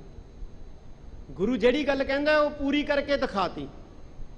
ਗੁਰੂ ਕਹਿੰਦਾ ਪਰਮੇਸ਼ਵਰ ਆਪ ਰਖਵਾਲਾ ਹੁੰਦਾ ਹੈ। ਜਦੋਂ ਕੋਈ ਅਰਦਾਸ ਕਰਦਾ ਨਿਸ਼ਚੇ ਨਾਲ, ਤੇ ਜਦੋਂ ਅਰਦਾਸ ਕੀਤੀ ਨਿਸ਼ਚੇ ਨਾਲ, ਤੇ ਕਹਿੰਦੇ ਫਿਰ ਉਹ ਕਲਾ ਵਰਤ ਗਈ, ਦੁੱਖ ਰੋਗ ਸਾਰੇ ਚਲੇ ਗਏ। ਇਹ ਕਹਿੰਦੇ ਉਹਨੇ ਆਪਣੀ ਗੱਲ ਜਿਹੜੀ ਸੀ ਸਵਾਰ ਲਈ। ਤਿੰਨ ਸਗਲੀ ਬਾਤ ਸਵਾਰੀ, ਸਾਰੀ ਆਪਣੀ ਬਾਤ ਸਵਾਰ ਲਏ। ਪ੍ਰਭ ਆਪਣਾ ਬਿਰਦ ਸੰਭਾਰਿਆ। ਪ੍ਰਭ ਆਪਣਾ ਬਿਰਦ ਸੰਭਾਰਿਆ। ਪ੍ਰਭੂ ਨੇ ਆਪਣਾ ਬਿਰਦ। ਬਿਰਦ ਕੀ ਹੁੰਦਾ ਗੁਰੂ ਪਿਆਰਿਓ? ਇੱਕ ਸ਼ਬਦ ਹੈ ਬਿਰਦ, ਇੱਕ ਸ਼ਬਦ ਹੈ ਬਿਰਦ। ਆਪਾਂ ਕਹਿੰਦੇ ਬਿਰਦ ਬਾਣੀ ਕੀ ਲਾਜ। ਬਿਰਦ ਦਾ ਅਰਥ ਹੁੰਦਾ ਗੁਰੂ ਪਿਆਰਿਓ ਬਜ਼ੁਰਗ, ਤੇ ਬਿਰਦ ਦਾ ਅਰਥ ਹੁੰਦਾ ਸੁਭਾਅ। ਸੁਭਾਅ। ਬਿਰਦ ਦਾ ਅਰਥ ਹੁੰਦਾ ਦੱਦੇ ਨਾਲ ਜਦੋਂ ਸ਼ਬਦ ਆ ਜੇ ਨਾ ਗੁਰੂ ਪਿਆਰਿਓ ਬਿਰਦ, ਤਾਂ ਉਹਦਾ ਅਰਥ ਹੁੰਦਾ ਸੁਭਾਅ। ਪਰਮੇਸ਼ਵਰ ਦਾ ਇੱਕ ਸੁਭਾਅ ਹੈ ਕਿ ਜਿਹੜਾ ਉਹਦੀ ਸ਼ਰਨ ਆ ਜਾਂਦਾ ਉਹਦੇ ਤੇ ਦਇਆ ਕਰਦਾ। ਇਹ ਉਹਦਾ ਸੁਭਾਅ ਹੈ ਗੁਰੂ ਪਿਆਰਿਓ। ਉਹਨੇ ਦਇਆ ਕਰਨੀ ਹੈ। ਆਪਾਂ ਕਹਿੰਦੇ ਫਲਾਣੇ ਦੀ ਤਾਂ ਆਦਤ ਹੈ ਯਾਰ, ਉਹ ਤਾਂ ਮਾੜੀ ਜੀ ਜਦੋਂ ਉਹਨੂੰ ਕੋਈ ਗੱਲ ਕਹਿ ਦੇ ਉਹਦਾ ਤਾਂ ਭੜਕ ਹੀ ਪੈਂਦਾ, ਉਹਦਾ ਤਾਂ ਸੁਭਾਅ ਹੈ। ਉਵੇਂ ਪ੍ਰਮਾਤਮਾ ਦਾ ਸੁਭਾਅ ਹੈ, ਜਿਹੜਾ ਇਹਦੀ ਸ਼ਰਨ ਦੇ ਵਿੱਚ ਆ ਜੇ ਉਹਦੇ ਤੇ ਇਹਨੇ ਕਿਰਪਾ ਕਰਨੀ ਕਰਨੀ ਹੈ ਗੁਰੂ ਪਿਆਰਿਓ। ਇਹ ਉਹਦਾ ਸੁਭਾਅ ਹੈ। ਪ੍ਰਭ ਆਪਣਾ ਬਿਰਦ ਸੰਭਾਲਿਆ ਤੇ ਵਾਹਿਗੁਰੂ ਆਪਣੇ ਇਸ ਬਿਰਦ ਨੂੰ ਸੰਭਾਲਦਾ ਹੈ। ਉਹਨੇ ਆਪਣਾ ਬਿਰਦ ਸੰਭਾਲਿਆ ਹੈ। ਹਮਰਾ ਗੁਣ ਅਵਗੁਣ ਨਾ ਵਿਚਾਰਿਆ। ਇੱਕ ਗੱਲ ਹੋਰ ਗੁਰੂ ਪਿਆਰਿਓ, ਧੰਨ ਗੁਰੂ ਅਰਜਨ ਦੇਵ ਜੀ ਮਹਾਰਾਜ ਕਹਿੰਦੇ ਹਮਰਾ ਗੁਣ ਅਵਗੁਣ ਨਾ ਵਿਚਾਰਿਆ। ਜਦੋਂ ਕਹਿੰਦੇ ਅਕਾਲ ਪੁਰਖ ਦੀ ਸ਼ਰਨ ਦੇ ਵਿੱਚ ਪੈ ਕੇ ਅਰਦਾਸ ਕੀਤੀ ਨਾ, ਕਹਿੰਦੇ ਫਿਰ ਉਹਨੇ ਸਾਡਾ ਗੁਣ ਔਗਣ ਨਹੀਂ ਦੇਖਿਆ। ਮਤਲਬ ਕੀ ਹੈ? ਮਤਲਬ ਸਾਨੂੰ ਸਮਝਾ ਰਹੇ ਨੇ, ਜਦੋਂ ਕਹਿੰਦੇ ਤੁਸੀਂ ਸਾਰੇ ਆਸਰੇ ਛੱਡ ਕੇ ਗੁਰੂ ਦੇ ਦਵਾਰ ਆ ਗਏ ਨਾ, ਗੁਰੂ ਨਾਨਕ ਸਾਹਿਬ ਦੇ ਘਰ ਆ ਗਏ, ਫਿਰ ਕਹਿੰਦੇ ਗੁਣ ਔਗਣ ਨਹੀਂ ਤੁਹਾਡੇ ਦੇਖਣੇ, ਉਹਨੇ ਗੁਣ ਔਗਣ ਨਹੀਂ ਦੇਖਣੇ, ਉਹਨੇ ਕਿਰਪਾ ਕਰ ਦੇਣੀ ਹੈ, ਬਖਸ਼ਿਸ਼ ਕਰ ਦੇਣੀ ਹੈ ਗੁਰੂ ਪਿਆਰਿਓ। ਜਦੋਂ ਤੁਸੀਂ ਉਹਦੇ ਦਰ ਤੇ ਆ ਗਏ, ਕੋਈ ਘਰ ਦੇ ਅੱਗੇ ਬੂਹੇ 'ਚ ਗੁਰੂ ਪਿਆਰਿਓ ਕੋਈ ਪਾਟੇ ਪੁਰਾਣੇ ਕੱਪੜੇ ਪਾ ਕੇ ਕੋਈ ਮੰਗਤਾ ਆ ਜੇ ਤੇ ਆ ਕੇ ਹੱਥ ਫੈਲਾ ਕੇ ਆਖੇ ਮੈਨੂੰ 2 ਰੋਟੀਆਂ ਖਾਣ ਨੂੰ ਦੇ ਦਿਓ, ਤੇ ਅਸੀਂ ਗੁਰੂ ਪਿਆਰਿਓ ਉਹਦਾ ਕੋਈ ਗੁਣ ਔਗਣ ਕੋਈ ਪਿੱਛਾ ਦੇਖਦੇ ਆ? ਕੌਣ ਹੈ, ਕਿੱਥੋਂ ਆਇਆ, ਕਿਸ ਖਾਨਦਾਨ ਦਾ ਹੈ, ਕਿਸ ਪਰਿਵਾਰ ਦਾ ਹੈ, ਕੀ ਇਹਨੇ ਕੀਤਾ ਕੀ ਨਹੀਂ ਕੀਤਾ, ਅਸੀਂ ਨਹੀਂ ਦੇਖਦੇ। ਅਸੀਂ ਕੀ ਕਰਦੇ ਹਾਂ? ਛਾਬੇ ਚੋਂ ਛੀਕੂ ਚੋਂ ਰੋਟੀਆਂ ਚੁੱਕ ਕੇ ਉਹਦੀ ਥੇਲੀ ਤੇ ਰੱਖ ਦਿੰਨੇ। ਕਿਉਂ? ਸਾਡੇ ਦਰ ਤੇ ਆਇਆ ਔਰ ਉਹਨੇ ਕਿਹਾ ਵੀ ਭੁੱਖ ਲੱਗੀ ਹੈ ਮੈਨੂੰ ਦੇ ਦਿਓ, ਮੇਰੇ ਕੋਲੇ ਖਾਣ ਦਾ ਪ੍ਰਬੰਧ ਨਹੀਂ ਹੈ। ਇਵੇਂ ਗੁਰੂ ਪਿਆਰਿਓ ਜਦੋਂ ਕੋਈ ਅਕਾਲ ਪੁਰਖ ਦੇ ਦਰ ਤੇ ਆ ਜਾਂਦਾ ਹੈ ਨਾ, ਗੁਰੂ ਦੇ ਦਰ ਤੇ ਆ ਜਾਂਦਾ ਹੈ, ਗੁਰੂ ਫਿਰ ਪਿੱਛਾ ਨਹੀਂ ਦੇਖਦਾ ਹੈ, ਚੰਗਾ ਮਾੜਾ ਨਹੀਂ ਦੇਖਦਾ, ਉਹਦੇ ਤੇ ਕਿਰਪਾ ਕਰਦਾ ਹੈ। ਇਸ ਕਰਕੇ ਗੁਰੂ ਦੇ ਦਰ ਤੇ ਆਉਣਾ ਚਾਹੀਦਾ ਹੈ। ਗੁਰ ਕਾ ਸ਼ਬਦ ਭਇਓ ਸਾਖੀ। ਗੁਰ ਕਾ ਸ਼ਬਦ ਭਇਓ ਸਾਖੀ। ਸਾਖੀ ਸ਼ਬਦ ਹੈ ਜਿਹੜਾ, ਸਾਖੀ ਦਾ ਅਰਥ ਦੋ ਅਰਥ ਹੁੰਦੇ ਆ। ਇੱਕ ਕਹਾਣੀ ਹੁੰਦਾ ਸਾਖੀ ਦਾ, ਇੱਥੇ ਸਾਖੀ ਇੱਕ ਸਾਖੀ ਗਵਾਹੀ ਨੂੰ ਵੀ ਕਹਿ ਦਿੰਦੇ। ਇੱਥੇ ਸਾਖੀ ਦਾ ਅਰਥ ਹੈ ਸਾਖਿਆਤ। ਗੁਰੂ ਦਾ ਜਿਹੜਾ ਸ਼ਬਦ ਹੈ ਅੰਦਰ ਸਾਖਿਆਤ ਹੋ ਗਿਆ, ਅੰਦਰ ਪ੍ਰਕਾਸ਼ਿਤ ਹੋ ਗਿਆ। ਹੁਣ ਜਦੋਂ ਅਸੀਂ ਸ਼ਬਦ ਦੀ ਕਥਾ ਸੁਣੀ ਹੈ ਤੇ ਇਹ ਸ਼ਬਦ ਗੁਰੂ ਪਿਆਰਿਓ ਸਾਡੇ ਅੰਦਰ ਸਾਖਿਆਤ ਹੋ ਗਿਆ, ਸਾਡੇ ਅੰਦਰ ਜਿਹੜਾ ਸੀ ਉਹ ਪ੍ਰਜਵਲਿਤ ਹੋ ਗਿਆ, ਪ੍ਰਕਾਸ਼ਿਤ ਹੋ ਗਿਆ। ਇਵੇਂ ਧੰਨ ਗੁਰੂ ਅਰਜਨ ਦੇਵ ਜੀ ਮਹਾਰਾਜ ਕਹਿੰਦੇ ਗੁਰ ਕਾ ਸ਼ਬਦ ਭਇਓ ਸਾਖੀ। ਗੁਰੂ ਦਾ ਸ਼ਬਦ ਜਿਹੜਾ ਸੀ ਉਹ ਸਾਡੇ ਅੰਦਰ ਸਾਖਿਆਤ ਹੋ ਗਿਆ। ਤਿਨ ਸਗਲੀ ਲਾਜ ਰਾਖੀ। ਤਿਨ ਸਗਲੀ ਲਾਜ ਰਾਖੀ। ਤੇ ਉਸ ਸ਼ਬਦ ਨੇ, ਉਸ ਗੁਰੂ ਨੇ ਸਾਡੀ ਸਾਰੀ ਲਾਜ ਜਿਹੜੀ ਹੈ, ਸਾਰੀ ਪੱਤ, ਸਾਰੀ ਇੱਜ਼ਤ ਜਿਹੜੀ ਹੈ ਰੱਖ ਲਏ। ਬੁਲਾਇਆ ਬੋਲੀ ਤੇਰਾ। ਧੰਨ ਗੁਰੂ ਅਰਜਨ ਦੇਵ ਜੀ ਮਹਾਰਾਜ ਦੇਖੋ ਕਿੱਡੀ ਕਮਾਲ ਦੀ ਗੱਲ ਕਹਿੰਦੇ ਨੇ। ਕਹਿੰਦੇ ਹੇ ਅਕਾਲ ਪੁਰਖ ਬੁਲਾਇਆ ਬੋਲੀ ਤੇਰਾ। ਵਾਹਿਗੁਰੂ ਕਹਿੰਦੇ ਅਸੀਂ ਤਾਂ ਤੇਰੇ ਬੁਲਾਏ ਬੋਲਦੇ ਆ। ਆਹ ਜਿਹੜੇ ਬੋਲ ਹੈ ਨਾ ਇਹ ਕੋਈ ਸਾਡੇ ਥੋੜੀ ਹੈ। ਕੌਣ ਕਹਿ ਰਿਹਾ ਗੁਰੂ ਪਿਆਰਿਓ? ਇਹ ਗੁਰੂ ਅਰਜਨ ਦੇਵ ਜੀ ਮਹਾਰਾਜ ਕਹਿ ਰਹੇ ਨੇ। ਹੇ ਅਕਾਲ ਪੁਰਖ ਆ ਜਿਹੜੀਆਂ ਗੱਲਾਂ ਅਸੀਂ ਕਹਿ ਰਹੇ ਹਾਂ ਨਾ ਆ ਸ਼ਬਦ ਦੇ ਅੰਦਰ, ਇਹ ਕੋਈ ਸਾਡੀਆਂ ਥੋੜੀ ਹੈ, ਇਹ ਤਾਂ ਤੂੰ ਬੁਲਾ ਰਹੇ ਆ ਤੇ ਅਸੀਂ ਕਹਿ ਰਹੇ ਹਾਂ। ਦੇਖੋ ਕਿੱਡੀ ਕਮਾਲ ਦੀ ਗੱਲ। ਬੁਲਾਇਆ ਬੋਲੀ ਤੇਰਾ। ਵਾਹਿਗੁਰੂ ਤੂੰ ਬੁਲਾਉਣਾ ਤੇ ਅਸੀਂ ਬੋਲਦੇ ਪਏ ਆ, ਤੂੰ ਬੁਲਾਇਆ ਤੇ ਅਸੀਂ ਬੋਲਦੇ ਪਏ ਆ। ਇਹ ਤੇਰੇ ਬੋਲ ਹੈ, ਸਾਡੇ ਬੋਲ ਨਹੀਂ ਹੈ। ਇਹੋ ਹੀ ਗੁਰੂ ਪਿਆਰਿਓ ਬਾਣੀ ਦੀ ਖਾਸੀਅਤ ਹੈ। ਸਤਿਗੁਰਾਂ ਨੇ ਬਾਣੀ ਉਚਾਰੀ ਹੈ ਪਰ ਬਾਣੀ ਤੇ ਆਪਣਾ ਦਾਵਾ ਨਹੀਂ ਰੱਖਿਆ। ਇਹੋ ਹੀ ਕਿਹਾ ਜੈਸੀ ਮੈਂ ਆਵੇ ਖਸਮ ਕੀ ਬਾਣੀ, ਤੈਸੜਾ ਕਰੀ ਗਿਆਨ ਵੇ ਲਾਲੋ। ਜਾਂ ਇਹ ਆਖਿਆ ਹਉ ਆਪਹੁ ਬੋਲ ਨਾ ਜਾਣਦਾ, ਮੈਂ ਕਹਿਆ ਸਭ ਹੁਕਮਾਓ ਜੀਓ। ਅਸੀਂ ਤਾਂ ਉਹ ਕਿਹਾ ਜਿਹੜਾ ਵਾਹਿਗੁਰੂ ਨੇ ਹੁਕਮ ਕੀਤਾ, ਉਹ ਬੋਲ ਰਹੇ ਆ ਜਿਹੜਾ ਵਾਹਿਗੁਰੂ ਬੁਲਾ ਰਿਹਾ ਹੈ। ਤੂੰ ਸਾਹਿਬ ਗੁਣੀ ਗਹਿਰਾ। ਤੂੰ ਸਾਹਿਬ ਗੁਣੀ ਗਹਿਰਾ। ਤੂੰ ਮਾਲਕ ਹੈ, ਗੁਣਾਂ ਦਾ ਗਹਿਰਾ ਸਾਗਰ ਹੈ। ਜਪ ਨਾਨਕ ਨਾਮ ਸੱਚ ਸਾਖੀ। ਜਪ ਨਾਨਕ ਨਾਮ ਸੱਚ ਸਾਖੀ। ਧੰਨ ਗੁਰੂ ਨਾਨਕ ਸਾਹਿਬ ਜੀ ਜਿਹੜੇ ਸੰਗਤ 'ਚ ਬੈਠੇ ਹੈ ਨਾ, ਇਹਨਾਂ ਨੂੰ ਸਮਝਾਓ ਕਿ ਭਾਈ ਜਪਿਆ ਕਰੋ। ਜਪਣਾ ਚਾਹੀਦਾ ਹੈ। ਕਿਹਨੂੰ ਜਪਣਾ ਚਾਹੀਦਾ ਹੈ? ਉਸ ਸੱਚੇ ਨਾਮ ਨੂੰ ਜਿਹੜਾ ਸਾਰੇ ਸੰਸਾਰ ਦੇ ਅੰਦਰ ਸਾਖਿਆਤ ਹੈ, ਉਹਦੇ ਨਾਮ ਨੂੰ ਜਪਣਾ ਚਾਹੀਦਾ ਹੈ। ਆਪਣੇ ਦਾਸ ਕੀ ਪੈਜ ਰਾਖੀ। ਉਸ ਅਕਾਲ ਪੁਰਖ ਨੂੰ ਜਪਿਆ ਕਰੋ। ਉਸ ਅਕਾਲ ਪੁਰਖ ਨੂੰ ਜਪਣਾ ਚਾਹੀਦਾ ਭਾਈ। ਆਪਣੇ ਦਾਸ ਕੀ ਪੈਜ ਰਾਖੀ, ਜਿਨੇ ਆਪਣੇ ਸੇਵਕ ਦੀ ਪੈਜ ਰੱਖੀ ਹੈ। ਦਾਸਾਂ ਦੀ ਜਿਹੜਾ ਪੈਜ ਰੱਖਦਾ ਹੈ, ਸੇਵਕਾਂ ਦੀ ਇੱਜ਼ਤ ਰੱਖਦਾ ਹੈ, ਉਹਨੂੰ ਜਪਣਾ ਚਾਹੀਦਾ ਹੈ ਗੁਰੂ ਪਿਆਰਿਓ। ਤੇ ਸੇਵਕਾਂ ਦੀ ਇੱਜ਼ਤ ਰੱਖਣ ਵਾਲਾ ਇਸ ਜਗਤ ਦੇ ਵਿੱਚ ਕੇਵਲ ਤੇ ਕੇਵਲ ਇੱਕ ਨਿਰੰਕਾਰ ਹੈ, ਇੱਕ ਅਕਾਲ ਪੁਰਖ ਹੈ, ਇੱਕ ਵਾਹਿਗੁਰੂ ਹੈ ਗੁਰੂ ਪਿਆਰਿਓ। ਕੋਈ ਹੋਰ ਇੱਜ਼ਤ ਨਹੀਂ ਰੱਖ ਸਕਦਾ। ਇੱਜ਼ਤ ਜੇ ਚਾਹੁੰਦੇ ਨਾ ਸਾਡੀ ਢਕੀ ਰਹੇ ਤੇ ਅਰਦਾਸ ਅਕਾਲ ਪੁਰਖ ਦੇ ਅੱਗੇ ਹੋਣੀ ਚਾਹੀਦੀ ਹੈ। ਗੁਰੂ ਪਿਆਰਿਓ, ਬੰਦਿਆਂ ਦੇ ਅੱਗੇ ਕਰਾਂਗੇ ਜੋਦੜੀਆਂ, ਬੰਦੇ ਤਾਂ ਇੱਜ਼ਤਾਂ ਨੰਗੀਆਂ ਕਰਨ ਵਾਲੇ ਹੀ ਹੈ, ਢਕਣ ਵਾਲੇ ਥੋੜੀ ਹੈ। ਗੁਰੂ ਪਿਆਰਿਓ, ਇਹ ਤਾਂ ਗੁਰੂ ਢਕਦਾ ਹੈ ਜਾਂ ਅਕਾਲ ਪੁਰਖ ਢਕਦਾ ਹੈ। ਇਸ ਕਰਕੇ ਅਰਦਾਸ ਕਰਨੀ ਹੈ ਤਾਂ ਗੁਰੂ ਅੱਗੇ ਕਰਨੀ ਹੈ, ਅਕਾਲ ਪੁਰਖ ਨੂੰ ਸਮਰਪਿਤ ਹੋ ਕੇ ਕਰਨੀ ਹੈ, ਫਿਰ ਸੱਚੇ ਪਾਤਸ਼ਾਹ ਕਿਰਪਾ ਕਰਦਾ ਹੈ। ਇਹ ਧੰਨ ਗੁਰੂ ਅਰਜਨ ਦੇਵ ਜੀ ਮਹਾਰਾਜ ਨੇ ਅੱਜ ਇਸ ਸ਼ਬਦ ਦੇ ਵਿੱਚ ਗੁਰੂ ਪਿਆਰਿਓ ਸਾਨੂੰ ਸਿੱਖਿਆ ਦਿੱਤੀ ਹੈ। ਇਹਦੇ ਨਾਲ ਹੀ ਨਿਸ਼ਚਿਤ ਕੀਤਾ ਸਮਾਂ ਹੋ ਚੁੱਕਿਆ, ਸਮਾਪਤੀ ਕਰਦੇ ਹਾਂ। ਗੁਰਬਾਣੀ ਬਹੁਤ ਅਗਮ ਅਗਾਧ ਬੋਧ ਹੈ, ਵਿਚਾਰਦੇ ਹਾਂ ਭੁੱਲਾਂ ਹੋ ਜਾਂਦੀਆਂ ਨੇ। ਸੰਗਤ ਸਤਿਗੁਰੂ ਜੀ ਬਖਸ਼ਣ ਯੋਗ ਹੈ, ਖਿਮਾ ਦੇ ਜਾਚਕ ਹਾਂ। ਆਓ ਆਖਰੀ ਪੰਕਤੀਆਂ ਪੜ੍ਹ ਕੇ ਸਮਾਪਤੀ ਕਰੀਏ। ਬੋਲਾਇਆ ਬੋਲੀ ਤੇਰਾ ਤੂੰ ਸਾਹਿਬ ਗੁਣੀ ਗਹਿਰਾ, ਜਪ ਨਾਨਕ ਨਾਮ ਸੱਚ ਸਾਖੀਏ, ਆਪਣੇ ਦਾਸ ਕੀ ਪੈਜ ਰੱਖੇ। ਵਾਹਿਗੁਰੂ ਜੀ ਕਾ ਖਾਲਸਾ, ਵਾਹਿਗੁਰੂ ਜੀ ਕੀ ਫਤਿਹ। ਵਾਹਿਗੁਰੂ ਜੀ ਕਾ ਖਾਲਸਾ, ਵਾਹਿਗੁਰੂ ਜੀ ਕੀ ਫਤਿਹ। ਸ਼ੇਰੇ ਪੰਜਾਬ ਗੁਰਬਾਣੀ YouTube ਚੈਨਲ ਨੂੰ ਵੱਧ ਤੋਂ ਵੱਧ ਸਬਸਕ੍ਰਾਈਬ ਕਰੋ ਤੇ ਇਸ ਤੇ ਗੁਰਬਾਣੀ, ਸ਼ਬਦ ਕੀਰਤਨ ਤੇ ਇਤਿਹਾਸ ਨਾਲ ਵੱਧ ਤੋਂ ਵੱਧ ਜੁੜ ਕੇ ਆਨੰਦ ਮਾਣੋ ਤੇ ਆਪਣੀ ਜ਼ਿੰਦਗੀ ਨੂੰ ਸਫਲ ਕਰੋ। ਵਾਹਿਗੁਰੂ ਜੀ ਕਾ ਖਾਲਸਾ, ਵਾਹਿਗੁਰੂ ਜੀ ਕੀ ਫਤਿਹ।